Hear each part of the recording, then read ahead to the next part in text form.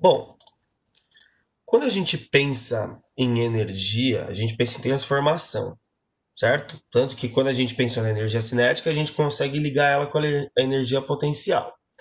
Agora, vamos aprender a outra forma de energia potencial, que é a potencial elástica, para entender propriamente o que é a energia mecânica em si. Então, vamos lá, ó. Eu fiz um esqueminha para vocês. Aqui, ó.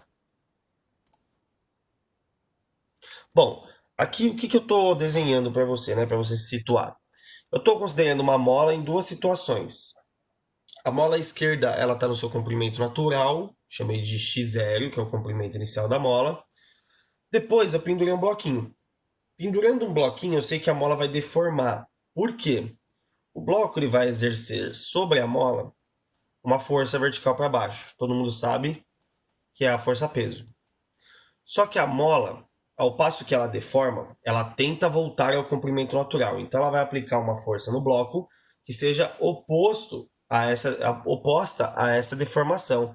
Então você pode vir aqui desenhar aqui nesse caso você tem aqui o carinho aqui, a mola em seta, né? Esta força que a gente vai chamar de força elástica. Fel, bom? Bom, tendo isso aqui em mente, agora a gente consegue pensar propriamente no que aconteceu na situação. Quando a mola está no comprimento natural, ela está em repouso. Quando eu ponho um bloco e ela desce, ela entra em movimento. Então ela sai da posição 1 e chega na posição 2. Quando ela faz isso, gente, quando ela faz isso aí, ela não está se deslocando pela aplicação de uma força. Então ela tem que realizar o quê? Trabalho. Então qual seria o trabalho se eu montasse um gráfico dessa força elástica? O gráfico de força elástica por deslocamento. Opa. De força elástica por deslocamento. Olha o que eu posso fazer até no gráfico. O deslocamento, eu não preciso chamar de D. Eu posso chamar de ΔX, né? Porque pensa, se tudo aqui é x0 e esse tamanhão é x, qual foi o x menos x0? Tudo menos esse pedaço. O que sobra, né? Que é esse ΔX que está embaixo. Então, o meu deslocamento eu posso chamar de ΔX. Claro, vai ficar assim em metros. Veja, conforme eu aumento a deformação, quanto mais eu desloco essa mola, mais força elástica ela dá. Então, meu gráfico é assim, né? É uma reta crescente. O que eu posso fazer? Bom, eu sei que eu posso projetar esse cara aqui e no que isso pode me ajudar.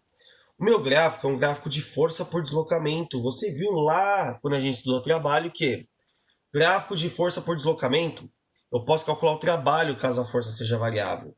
A força da mola é variável, ela depende da deformação.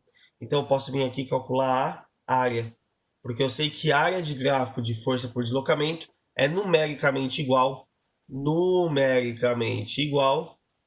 ao quê? Ao trabalho.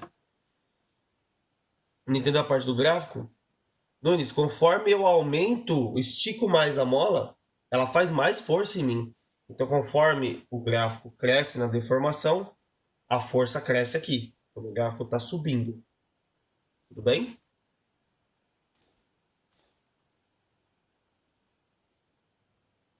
Sim? Então, imagina. Então, vamos ver esse trabalho aqui. Ó. Trabalho é igual à área desse gráfico. A área de triângulo, base, vezes a altura, dividido por 2. Então, vamos lá. A base dele é o ΔX. A altura é a força elástica.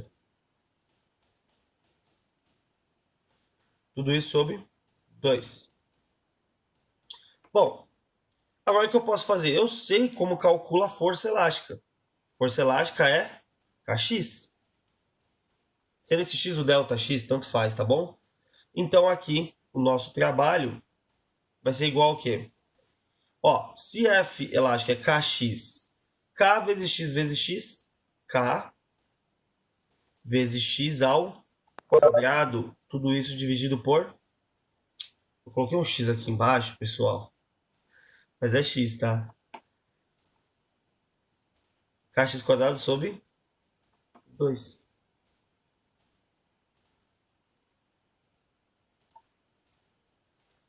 Esta é a equação de energia elástica, galera, porque o trabalho é igual a energia. Então, a energia elástica a gente pode chamar de energia elástica, EL, e falar que ela é igual a K, x ao quadrado, sobre 2. Kx quadrado sobre 2. Foi ou não foi?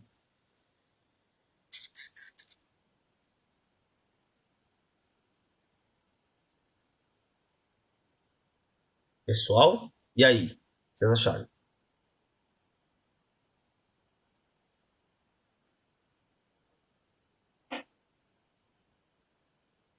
Tudo certo? Difícil? Não, né? Facinho, facinho, facinho. Posso apagar isso aqui? Pra gente falar de energia mecânica? Não, não. Nossa! Não! Não!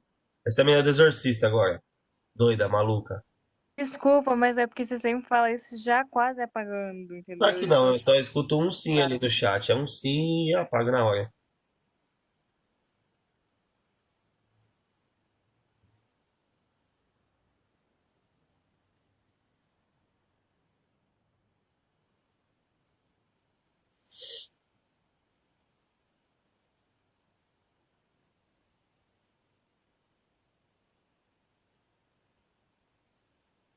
Ô, Emerson, Oi? ali não deveria ter um 2 embaixo, ali, ó, delta x vezes força elástica? Pode testando. Ah, sim. Obrigado, Giovanni.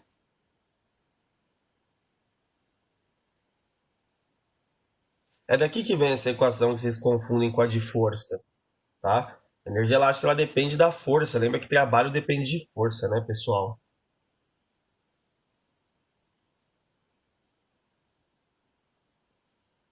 Tá bom? O O Giovanni Emerson Rafael. pode apagar. Pode Ah, apagar. lenta. Bom, dito isso, a gente pode trabalhar amarrando essas energias que a gente aprendeu hoje, que são cinética, potencial e potencial gravitacional e potencial elástica, numa única coisa chamada de energia mecânica, tá bom? Então o que a gente tem que pensar é o seguinte: lá quando a gente estudou trabalho, a gente estudou trabalho de forças variáveis, forças que tinham variação ajudando ou atrapalhando o movimento do corpo, né? Por exemplo, o trabalho do atrito é negativo, né? Atrapalha o movimento do corpo sem impulsão. Mas também existiam trabalhos em que o valor desse trabalho não dependia da trajetória, porque a força ela tinha sempre a mesma orientação, né? A gente chamava esses trabalhos de trabalhos de forças conservativas. Trabalhos de forças conservativas, a gente pode pensar no trabalho da força-peso. O corpo está sempre com a mesma massa, sempre no mesmo campo gravitacional. Então, se eu trazer o corpo de um ponto A para um ponto B, fazendo um caminho muito doido, não independe do caminho, porque mexe só com deslocamento, lembra? Então, peso sempre apontando para baixo, independe do caminho. Temos aí forças conservativas. Normalmente, forças conservativas são forças que vêm de algum campo, tá? Força elétrica é uma força conservativa, a força peso é uma força conservativa, a, a força a magnética é uma força conservativa. Tudo bem, gente? Então, quando a gente pensa em trabalhos de forças conservativas, a gente tem que pensar em trabalhos de forças que, independente da trajetória, o trabalho tem sempre o mesmo valor. Dessa forma, a gente consegue pensar no que seria uma conservação energética, né? A gente sabe que na natureza a energia ela está se transformando uma na outra, as energias, né? A todo momento, só que essas transformações geram um custo. Esse custo é essa dissipação. Perda dessa energia sempre ocorre, né? Então, por exemplo, sei lá, a bateria do celular. Bateria do celular você tem aí uma solução química que vai gerar o funcionamento do seu celular. Então, a solução química reagindo faz com que você tenha energia luminosa, que é a energia que sai da tela, faz com que você tenha energia elétrica passando pelo circuito. Então, pensa, você, com a energia química, conseguiu ter uma conversão dela em dois, que é luminosa e elétrica. Mas sua bateria não esquenta. Então, parte dessa energia que está sendo convertida, né, química nas duas, parte dessa energia está sendo dissipada. Portanto, o que seria o oposto disso? O que seria uma energia conservada? Seria uma energia que nunca se perde ao ser transformada, tá bom? É uma situação ideal, tem que estar em um ambiente controlado. Então a gente vai trabalhar agora dentro do que a gente chama de sistemas conservativos, tá bom? Sistemas em que a energia não é perdida, ok? Pois trabalharemos com forças conservativas. Então, energia mecânica é a soma das energias cinéticas com potenciais. Então, energia mecânica, eu posso colocar aqui até para dar um destaque. Cliquei, meu. Energia mecânica, você vai chamar ela assim. Ela deve ser igual à soma das energias que vêm de trabalhos de forças que você estuda na mecânica. Por isso chama energia mecânica. Então, nós temos aqui uma energia cinética, justo, mais as energias potenciais. Então, normalmente, os materiais didáticos, eles vêm cinética mais potencial. Que a potencial pode ser ou uma ou outra, ou as duas, mas eu sempre coloco as duas, tá? Energia potencial gravitacional mais uma energia potencial elástica, galera. Temos aqui a configuração do que seria uma energia mecânica, tá? Soma das energias que você conheceu até então. Agora, o que seria trabalhar dentro de um sistema conservativo? Vamos colocar situações ideais em que o corpo não está sofrendo uma perda de energia. Tudo que eu tenho de energia mecânica no começo tem que ser igualzinho a tudo que eu tenho no final. Então, primeiro, sempre que você for estudar conservação de energia mecânica, você vai estudar um início e um fim. E aí você vai ter que se questionar, o que eu tenho no começo? Tem velocidade? Bom, então tem cinética. Ah, mas eu também tenho altura, então também tem potencial gravitacional. Não tem mola? Não vai ter elástico. Então, só duas no começo. Todas essas vão virar uma ou vão se virar duas. Depende da questão, depende da situação colocada. Mas sempre, quando essa energia se conserva, eu sempre analiso dois carinhas. O começo e o fim. Então, início e fim. Vou falar que se não há forças que fazem a minha energia se dissipar, como por exemplo resistência do ar, atrito, eu posso afirmar com certeza que a energia mecânica inicial deve ser igual à energia mecânica final. Essa é a premissa. E essa condição só é válida se não tiverem forças dissipativas. Se ele falar que tem atrito na questão, isso aqui tudo cai por terra. Ó. Essa conservação, esquece. Então a ideia é que você abra as três energias antes, abra as três energias depois, some com a energia que não tiver, substitui os valores para você conseguir calcular o que for pedido. Certo, gente? Certinho. Alguma dúvida, galera? Deixa eu ver se aqui já tem exercício. Gente.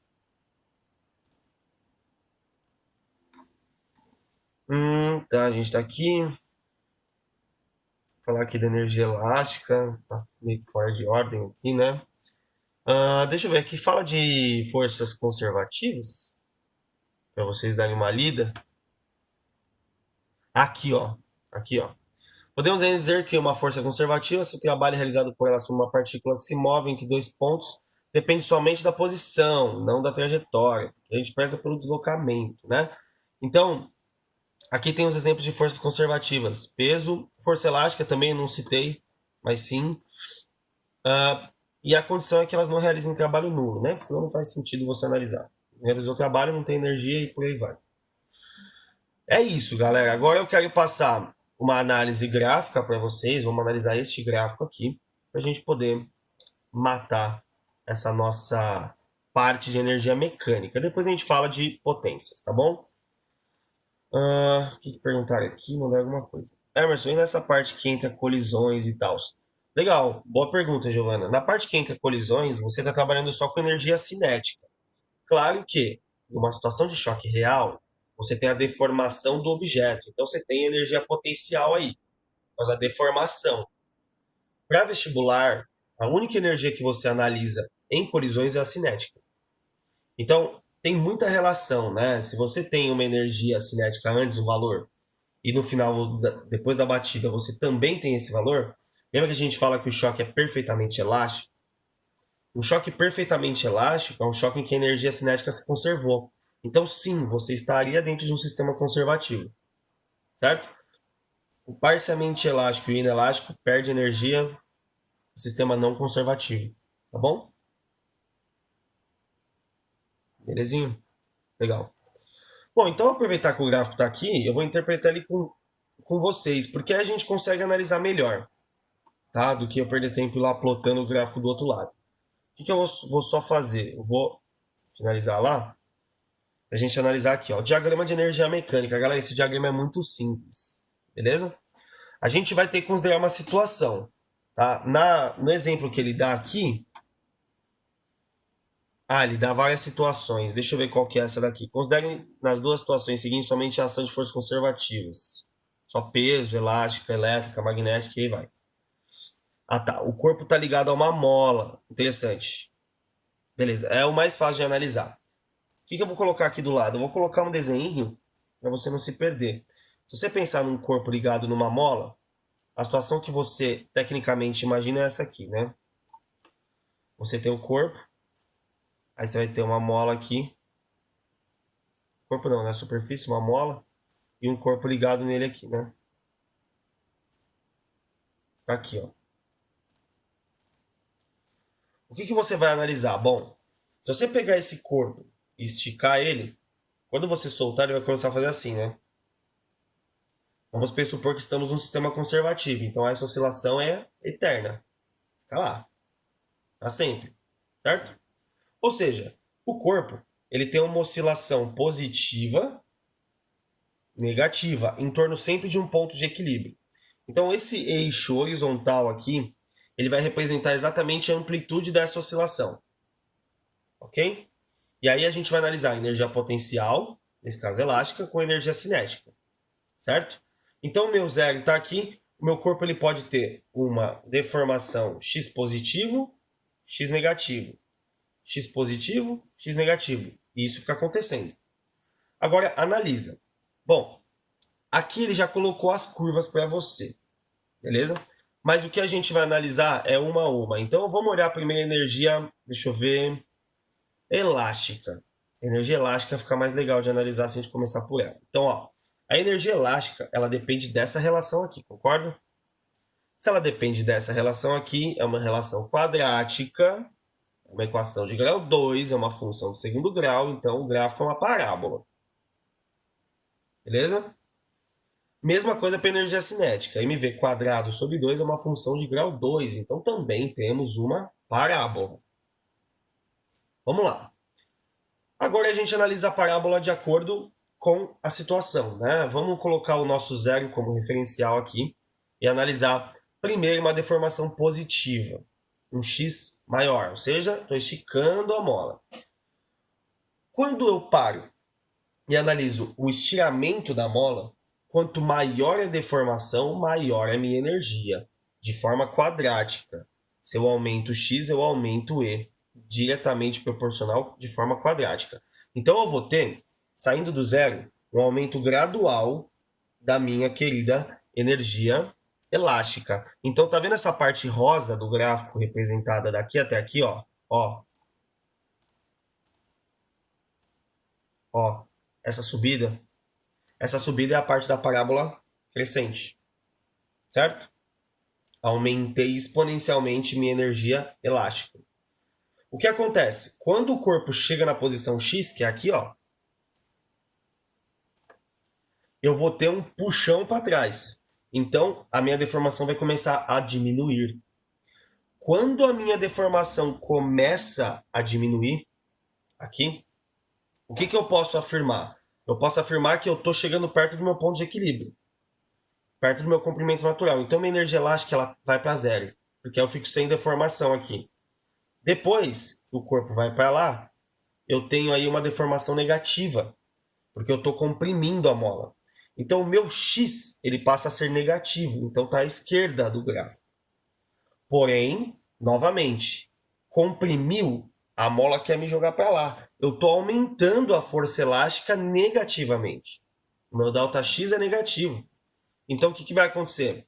Vai acontecer de um aumento da energia elástica negativamente. Sempre numa parábola novamente, pois é uma equação de grau 2. Né? Ó.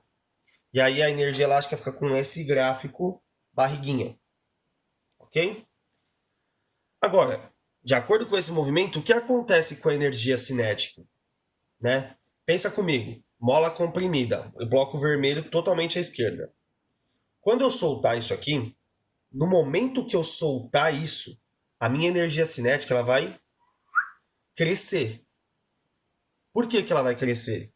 Porque a minha velocidade vai aumentar até o ponto zero. Porque depois que a mola começa a esticar, ela está me segurando. Então o corpo começa a desacelerar e a energia cinética tende a cair.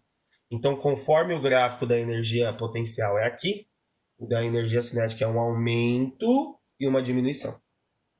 Um aumento e uma diminuição. Então, opostos novamente, certo?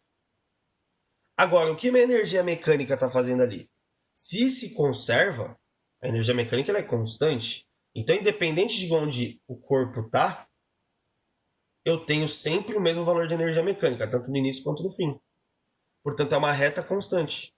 Os dois lados de deformação. O que esse gráfico me diz além disso? Deixa eu apagar isso aqui, ó. Ele me diz exatamente a diferença entre energia cinética e energia potencial. Sempre uma reta, Giovana. Energia mecânica conservando é sempre uma reta, paralela ao eixo de análise do referencial. Tá? Olha o que você consegue olhar aqui. Olha como você observa e interpreta esse gráfico. Lembra que conforme a energia elástica ela aumenta, a minha cinética diminui? Por quê? Conforme aumenta a deformação, a minha velocidade cai. Não é? Então, olha só. Aqui eu vou ter uma redução da potencial em rosa com aumento da cinética em roxo. Agora veja, nesses dois pontos aqui, aqui e aqui. Quando a minha deformação é máxima, negativamente, minha velocidade é zero, eu parei. Então, minha energia cinética está aqui embaixo, no zero, em relação à energia aqui, ó. Agora, a minha querida energia potencial é máxima, máxima deformação. Então, potencial máxima, cinética mínima. Soltei. A potencial vai reduzindo e a cinética vai crescendo. Então, olha só. Conforme a potencial cai, tá vendo? Eu vou fazer uma seta aqui, ó. Tá vendo esse valor aqui, ó? Isso é um valor do quê? De energia, não é? Isso aqui que eu tô calculando é o quê? É a diferença das energias. É a potencial menos a cinética. O que acontece aqui, ó, a diferença delas vai reduzindo até chegar aqui, ó. Quando chegar aqui, elas são exatamente iguais. E aí depois a potencial vai para zero e a cinética cresce. Então a diferença entre elas diminui, igual, aumenta, diminui, aumenta. E a energia mecânica sempre lá constante. Tudo bem, pessoal? Entendeu esse diagrama? É bem completinho. Análise da situação, as energias. É assim que você sempre tem que olhar. Qual a situação? Qual a energia? Beleza?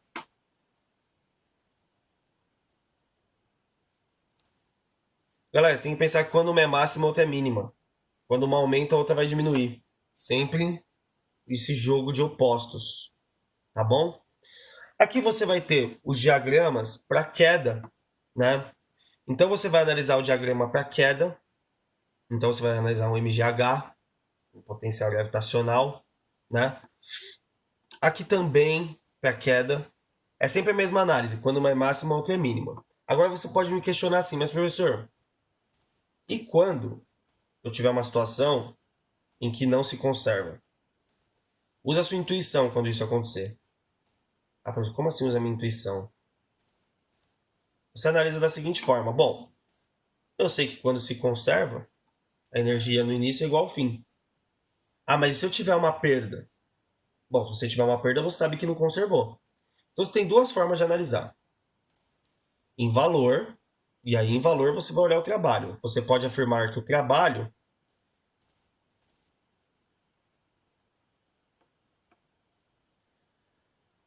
o que perguntaram aqui?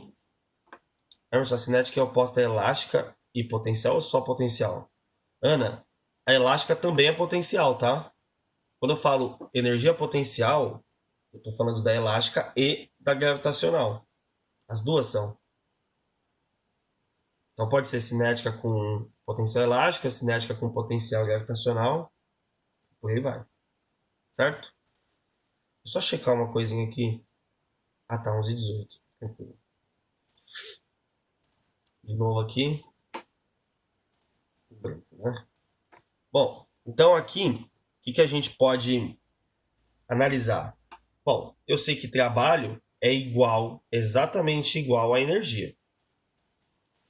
Se for pedido para mim o valor de um trabalho de uma força não conservativa, por exemplo, calcule o trabalho do atrito. O que eu vou pensar?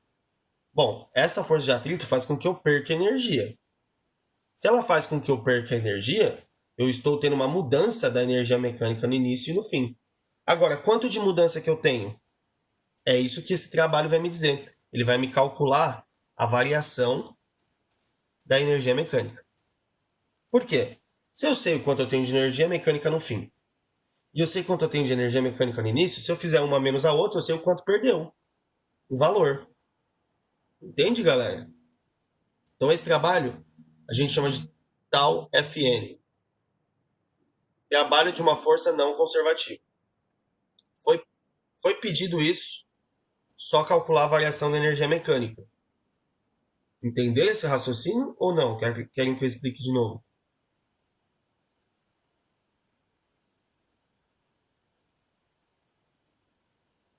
Volto. Vamos lá. Vamos supor que seja pedido o trabalho do atrito. Ah, tá. Trabalho do atrito. Eu já sei que o atrito é uma força que faz eu perder energia. É uma força que me atrasa. Me atrapalha. Portanto, o que eu posso afirmar? Atrapalha se eu não tiver impulsão, tá? O que eu posso afirmar? Eu posso afirmar que o trabalho é uma força não conservativa. Ou seja, o trabalho é uma força dissipativa da energia. Né? O atrito, no caso. Trabalho do atrito. Se trabalho é energia, caso a pergunta do enunciado seja, olha, eu quero que você calcule o trabalho do atrito.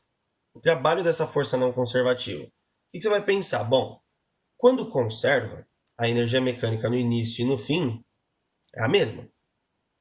Agora, se não conserva, o que eu posso fazer? Eu vou calcular a energia mecânica no final, calculo no inicial e faço final menos inicial.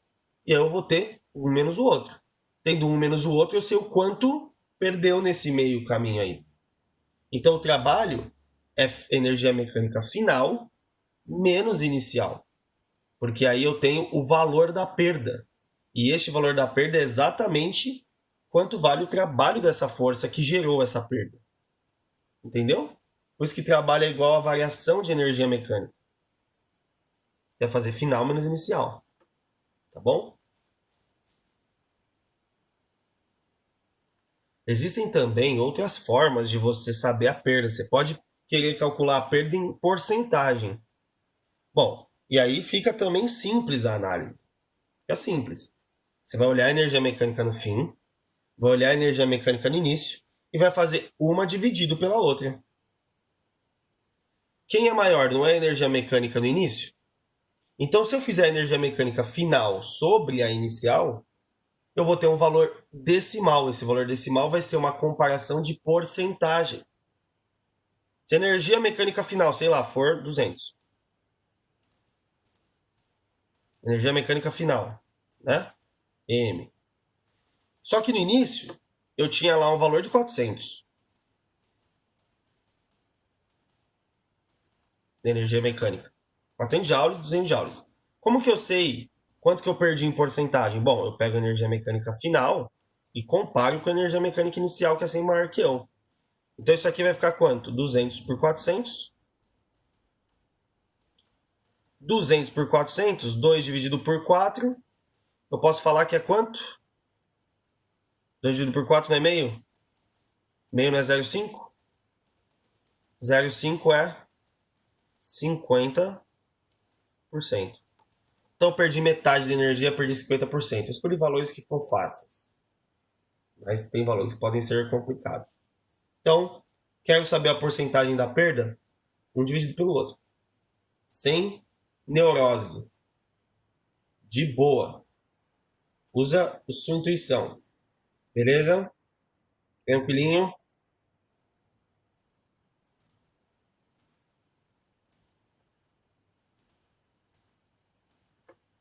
Sim? Legal. Isso tudo está no material de vocês, tá, gente? Vocês têm aqui, ó. Trabalho de uma força não conservativa, que é quando a energia mecânica varia, tá? E algumas situações em que isso pode acontecer.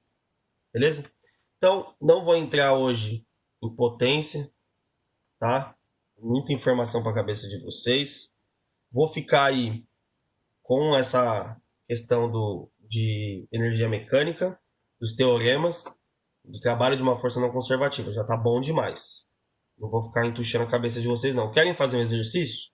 Quer ver? Eu acho que dá tempo.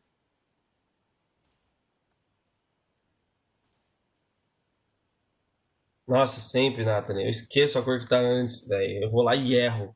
Toda vez isso acontece. Impressionante. Tá, vamos ver uma questãozinha aqui. Do módulo 4, hein? Estamos aqui, ó. No módulo 4. Vamos pensar. Ah, vamos ver a questão que estava na prova já, né? Aqui, ó. Nem sabia que tinha no material de vocês. Olha que beleza. Tá aqui, né? Essa é a questão da prova, né? De vocês. A gente pode ler e... Acho que a Giovana Cabral tinha perguntado ela. Não me recordo agora. Mas vamos dar uma olhadinha, ó. A questão ela fala aí pra gente. Usando um sistema formado por uma corda e uma roldana, um homem levanta uma caixa de massa Mzinho, aplicando na corda uma força F, que forma um ângulo θ com a direção vertical, como mostra a figura. O trabalho é realizado pela resultante das forças que atuam na caixa. Aí você tem peso e a força da corda, né? Então você tem peso e tração. A resultante vai ser P menos T. Quando o centro de massa da caixa é elevado com velocidade constante v, desde a altura YA até YB, é quanto? Então, aí você está trabalhando, está relacionando o trabalho com energia potencial, né? É o TEP, o Teorema da Energia Potencial. Aí você vai falar assim, pô, Emerson, você não tinha nem dado isso aí, meu. Não tinha nem dado isso aí, como é que você cobre isso aí na prova? Presta atenção. Olha a situação que você está analisando. Você está analisando uma situação de trabalho. Então, a pergunta é o trabalho realizado pela caixa. Você pode vir aqui. Vamos lá. Trabalho realizado pela caixa será calculado como? Ele pediu o trabalho da resultante, né? Ele falou que é resultante entre peso e força da corda. Então, vou colocar aqui. FR, força resultante. FD, cosseno. Certo? Cosseno de θ ali. Os mouse tá ruim, gente. Cosseno de θ. Legal. Então, cosseno do ângulo entre a força e o deslocamento. Beleza? Entre a força resultante. É o trabalho da força resultante, não é o trabalho da força F. Tá ali. Beleza? Cuidado. Trabalho da força resultante. Peso e força da corda que ele chamou desse Fzinho aqui, que é a nossa tração. Vocês sabem que é tração aqui. Então vai ficar, se é elevado, quem ganha é o F, que é a tração. Então vai ficar F menos P. O deslocamento, ele sai de YA e vai para YB. Então fica YB menos YA, né?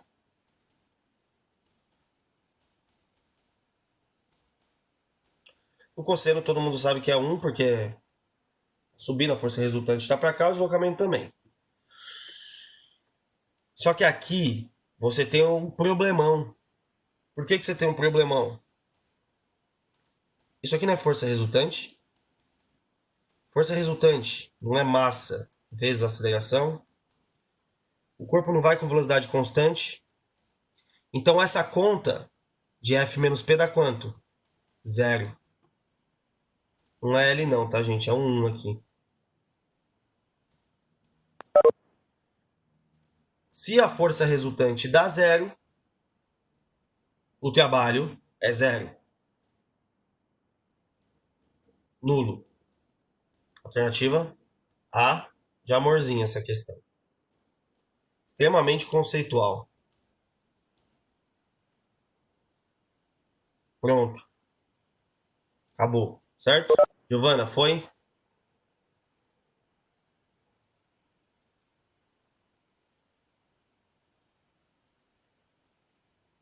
Então tá aí. Bom, questão que a Giovana tinha pedido, galera, queria fazer mais com vocês, mas eu não posso por causa do horário, né? Falta 3 minutinhos, então não vai dar tempo. Então a gente vai finalizar por aqui a aula de hoje. Vou colocar lá esta aula junto com os exercícios. Não estará no primeiro vídeo, estará no segundo bloco de questões que vocês podem tentar resolver para treinar esse tema aí. Tá bom? Então vou finalizar aqui.